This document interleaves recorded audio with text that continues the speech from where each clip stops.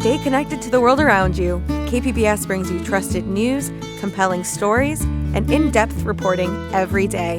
Wherever life takes you, KPBS is here, on the radio, online, and on the go. Discover more at kpbs.org.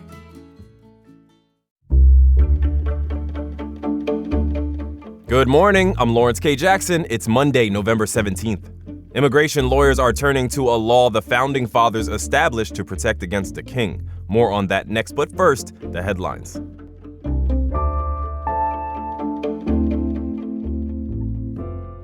The conservative majority on the Grossmont Union High School District Board drew harsh criticism from community members at their meeting Thursday after refusing to consider a resolution affirming protections of immigrants. Students, teachers, and community members rallied for the resolution. Among them was West Hills High School senior Lillian Zedner. The biggest thing for me right now is that the needing for students here to be welcome and to feel safe.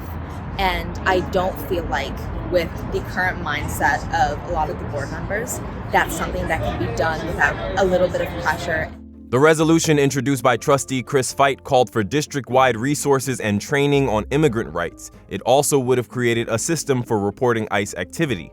Feit says he may try to bring another version of the resolution to the board, but given the current atmosphere, a different result seems unlikely. About 1,000 baristas across 40 cities, including here in San Diego, walked off the job late last week. The baristas are represented by Starbucks Workers United, and the action was named the Red Cup Rebellion because it landed on Red Cup Day. Typically, Red Cup Day is one of the busiest days of the year for Starbucks baristas. It's when customers can get a reusable red cup when they order certain holiday drinks. The union says the action was sparked by the company's refusal to offer new proposals to address its demands, including higher wages and better staffing. A Starbucks rep said the union represents 4% of its partners, and any agreement needs to reflect the reality that Starbucks already offers more than $30 an hour on average in pay and benefits for its hourly workers. The California Office of Traffic Safety is giving the San Diego Police Department a grant. It's aimed at reducing the number of serious injuries and deaths on our roads. It will support DUI checkpoints, enforcement of California's hands-free cell phone law, and officer training. Funds will also be used to bolster programs focused on bicycle and pedestrian safety. That includes community bike and walk audits for streets with a high rate of crashes. The grant program runs through September 2026. From KPBS, you're listening to San Diego News Now. Stay with me for more of the local news you need.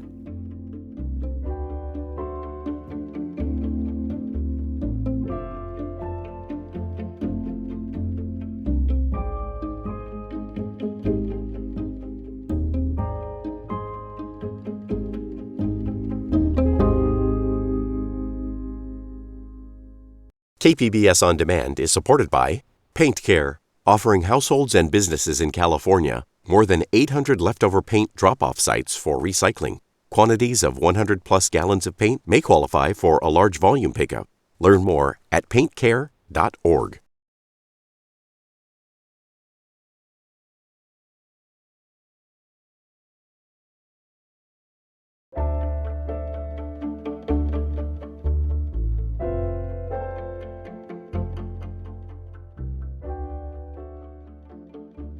As the Trump administration continues its mass deportation campaign, immigration lawyers are increasingly turning to a law the Founding Fathers established to protect against a king.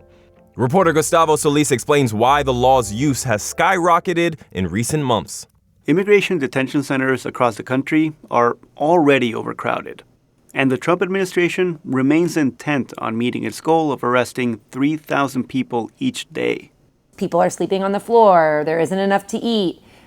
People with medical conditions aren't getting the necessary attention. That's Cassandra Lopez, a San Diego-based immigration lawyer. One of her clients has a serious heart condition. And he's extremely worried about his health.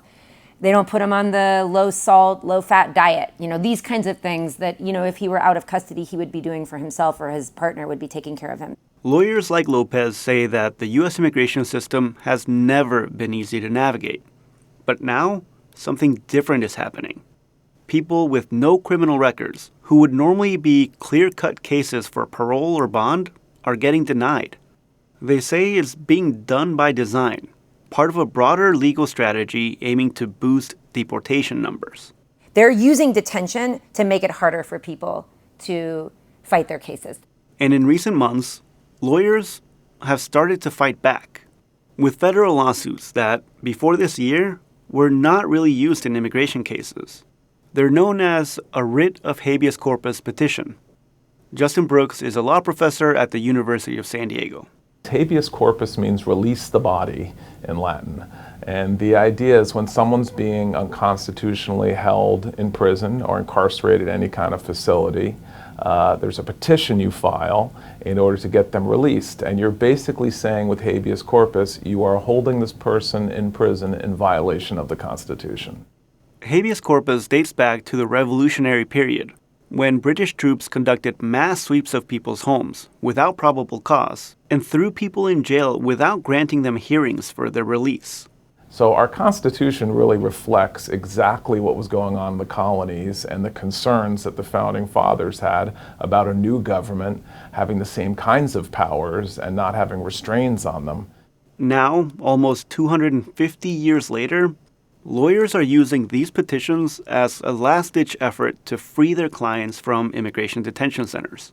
They say that they don't really have another choice. Consider that in the U.S. District Court covering San Diego and Imperial counties, lawyers just filed one habeas petition in January and one in February. But that same court received nearly 40 petitions in September and more than 60 in October. Nationwide, the number is almost 4,000. As far as other options on how to get our clients out, there really aren't any. Nerea Scholl-Woods is another San Diego-based immigration lawyer.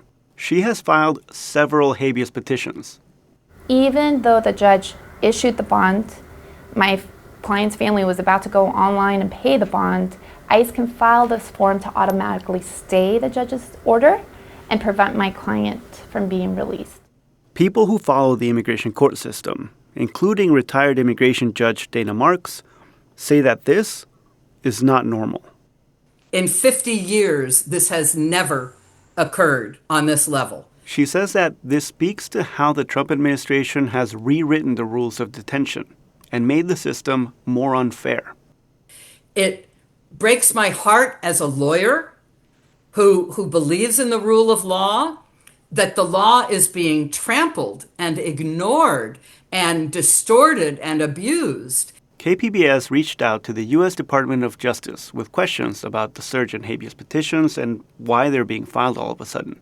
A DOJ spokesperson did not respond to the main criticisms raised in the story, but issued the following statement.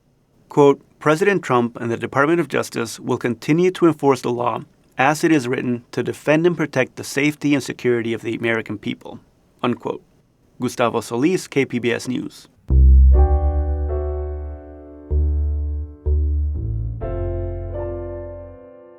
This November is the 35th anniversary of Native American Heritage Month. Ruth Ann Thorne is the first and only Native American business owner in the Gaslamp Quarter. She says the month helps combat common misconceptions about Native history. For 23,000 years, we bartered and traded with people from all over the world. We learned from their culture, they learned from ours. We took ideas from ancient civilizations and we blended it within our civilization. And so the idea that we just got discovered by somebody who got lost at sea and thought they landed on India, it was really not accurate. All month, events across the county celebrate the diverse cultures of the 18 tribes that call this region home.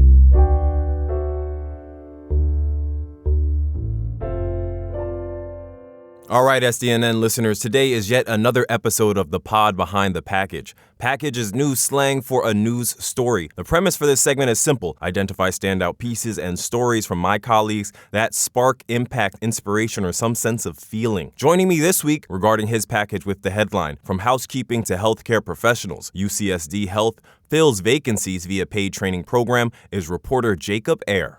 What's up, Airman? How you doing? Hey, I'm good. Thank you for having me on. Appreciate it. Good, no problem. I'm excited to have you on here, man. I want to, before we even get into your package, I want to talk to you just briefly about your career maybe before here, right? Like you started off your career You spent some time as a sports announcer reporter, now doing general assignment. And I feel like one of your standout pieces, Soccer a la Frontera, was sports-focused and sports-based. Is that by accident, or do you kind of, now as a general assignment reporter, find sports stories to kind of still cure that love for sports? It's a good question. For me, I think sports has always been a passion, so I always try and find ways to weave that into my own reporting. I do try and go beyond the box score, if you will, with a lot of my reporting. So whether that's focusing on the culture of sports or maybe issues within politics, gender, health, these kinds of things, that's where I'm really drawn to. So yeah, Soccer a la Frontera was a deep dive into the growth of soccer culture in our region. So on purpose, definitely pursuing my passion there, and I'm happy that we were able to do some follow-up coverage on it as well. Yeah, talk to me about that. When you talk to people in the region, do they still seem like true soccer fans to you? I think San Diego has its own unique thing. I mean, just where we are geographically here, of course, Mexico is we share a border with Tijuana. It's sister cities, so we have this kind of unique blend of soccer culture that's both American and you could argue to some degree like European soccer culture, but then you have this uniquely Mexican soccer culture, and they come together here in a beautiful way. Absolutely, absolutely. Once again, Jacob Aere with us. Transitioning now to your piece. To me, when I think about the package, the first word that comes to mind is bootstrapping. And the idea that people throw this term around and they say like, oh, just work harder, Jacob Aere, just bootstrap. Why can't you, if you're working 60 to 70 hours in this hospital and you're the janitor, why can't you just bootstrap and become a professional? But to hear from people in your story say that those pathways don't have trajectory, they don't have the ability to then, they're kind of stuck in there. I thought that was cool to see from a professional running a program and kind of engage with the program say like, these pathways, being a janitor, you have people who are housekeepers, food services workers. It does not have much upward trajectory, especially when we talk about hospitals, right? Like the people who are doing medical get to the top quickest. Can you talk to me about when you even first found out about this program?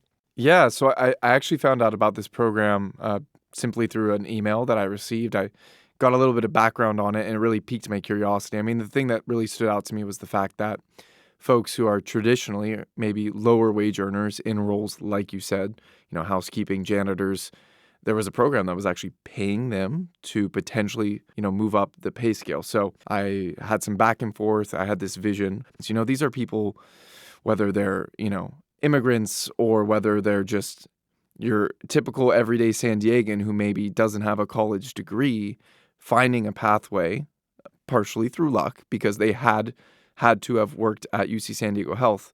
But then, they applied from that point and they worked their way up from housekeeping roles, and now they have this pathway to actually earn a lot more money. Yes, they're making more money now, but the future is really what I was told was the best part of this program for a lot of them. They can continue to step up one tier after another for future jobs. And you got to keep in mind, I mean, this isn't like just pure altruism on the part of UC San Diego Health. There's a benefit to them too. They're looking for people who not only know the facility, but maybe have familiarity with similar tools or similar tasks. So they weren't getting the applicants they wanted. They did have a shortfall for this sterile processing technician program for these jobs, that is. And they said, why don't we actually, take this opportunity to look within our own facility, within our own department, within our own company here, because there's people who probably are doing similar jobs that are qualified. And sure enough, there's no guarantee when you join the program you'll get the job. But in that first cohort, there was, 10 applicants. They all went through the program, and every single one of them actually got the job at the end of it. And was there any examples of someone maybe who did the program, was successful in it as part of the first cohort, who wants to pick up some overtime shifts, still housekeeping? That's a great question. Any hustlers in the group? Well, so May, the main character of the story, she was saying it's been great. She actually chooses to work nights now. She says it's better for her family life. She's able to kind of interact with her daughter more during the daytime, and she's just clearly a hustler, a hard worker, and then she goes to work at night. She says as the holidays are coming up, because, cost of living, cost of goods now is quite expensive. We talk about things like inflation. She's planning to maybe pick up some extra shifts around the holiday, she said. She's working a lot closer to 40 hours a week, but maybe 40 to 50 is probably her standard week. But yeah, she did mention picking up some extra shifts as we head into the holiday season here. Did they mention any potential changes or improvements to the next cohort? Another great question. So yes, they said that they haven't ironed out all of the details per se. They do have, the next 10 people chosen. They potentially could be shifting where they do some of the training. So last year it happened at Southwestern College. They might actually be doing some of that classroom portion somewhere else. They're not sure yet. They'd also said that the in-person training, which happens in that same lab, or at least it did last year, that might be happening at the Hillcrest site. They're not sure yet. It'll be at one of the UC San Diego Health medical facilities.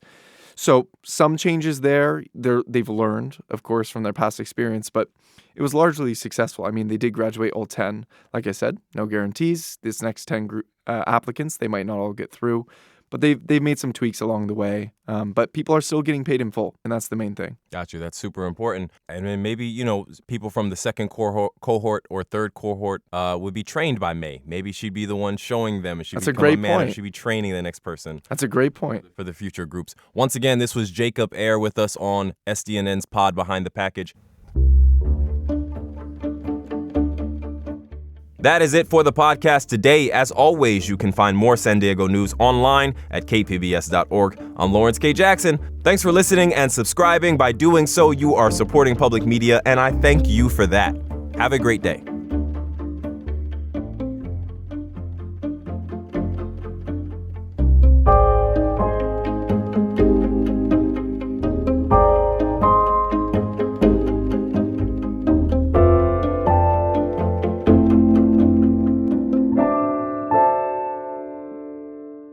KPBS On Demand is supported by the San Diego County Toyota dealers, presenting a new 2025 Corolla. With classic styling, available 10.5-inch touchscreen display, Toyota Safety Sense 3.0, and more. See your Toyota dealer for all Corolla options. The San Diego County Toyota dealers. We make it easy.